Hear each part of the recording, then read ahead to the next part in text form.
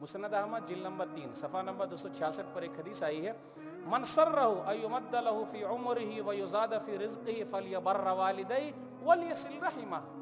جو آدمی چاہتا ہے عمر لمبی ہو جائے، رزق میں برکت ہو جائے، ماں باپ کی خدمت کرے، صلہ رحمی کرے، رشتہ داروں کا خیال رکھے۔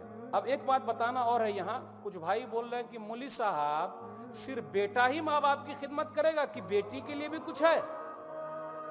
ون سائڈ کیوں بات کر رہے ہیں آپ؟ صرف بیٹا ہی ماں باپ کی خدمت کرے اور بیٹی بھی ماں باپ کی خدمت کرے گی؟ آج کل ہمارے درمیان ایک چیز بہت مشہور ہے کہ بیٹی پرایا دھن ہے۔ نہیں، بیٹی اپنا دھن ہے، کیونکہ بیٹی کی وجہ سے باپ کو جنت میں جانے کو مل رہا اور نبی صلی اللہ علیہ وسلم کے ساتھ رہنے کو مل رہا۔